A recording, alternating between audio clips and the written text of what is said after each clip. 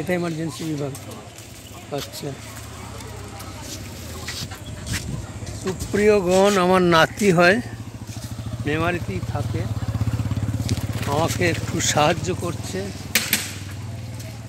কোথায় কোথায় কি কি ডিপার্টমেন্ট আছে, মানুষের পরিষেবা পায়, অ্যাম্বুলেন্স পরিষেবা, এই সবই।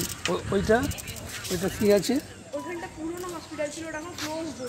ও, পুরোনোটা ক্লোজ হয়ে গেছে, ঠিক আছে। আর ওইদিকে বিল্ডিংগুলো পাবলিকের।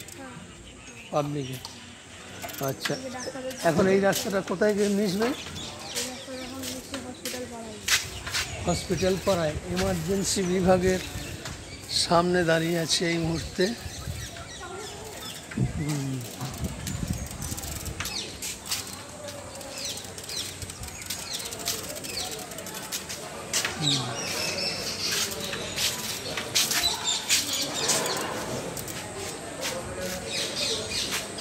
এই মুহূর্তে আমি এমার্জেন্সি বিভাগের ঠিক সামনের যে মেন গেট, সেই মেন গেটের সামনে আমি দাঁড়িয়ে রয়েছি। এখানকার পরিষেবা খুব সুন্দর হয়েছে আগের তুলনায়, এটা খুবই ভালো লাগছে।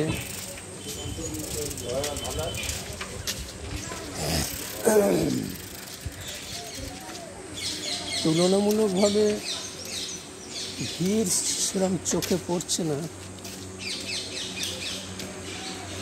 এই রাস্তাটা কোথায় যাচ্ছি আমরা? রাস্তাটা দিয়ে বেরিয়ে আমরা মাঝের পাড়ার দিকে যাব। এটা হসপিটাল পাড়া প্রপার। এটা মাঝের পাড়ার দিকে যাবে? এটা মাঝের পাড়ার দিকে যাবে রাস্তাটা। আমরা রয়েছে এখন হসপিটাল পাড়া মোড়। হসপিটাল পাড়া মোড়। আচ্ছা,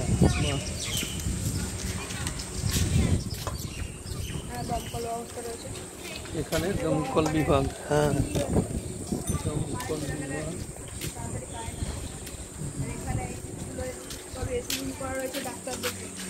আচ্ছা, এগুলো ডাক্তারদের জন্য। আমরা কি এইদিকে বেরিয়ে যাবো? আচ্ছা, এদিকটাও নেই, খুব সুন্দর, খুব ভালো লাগলো। আমার নাতির সঙ্গে হসপিটাল চত্বরে একটু ছবি নেওয়া হলো, তথ্য নেওয়া হলো। এবার আমরা হসপিটাল থেকে কি রাস্তায় যাচ্ছি? মাঝের পাড়া রোডে আমরা, মাঝের পাড়া রোড এবং কালীতলা মধ্যবর্তী অঞ্চলের দিকে আমরা অগ্রসর হচ্ছি। আসন্ন দীপাবলি উৎসবে সকল সুধী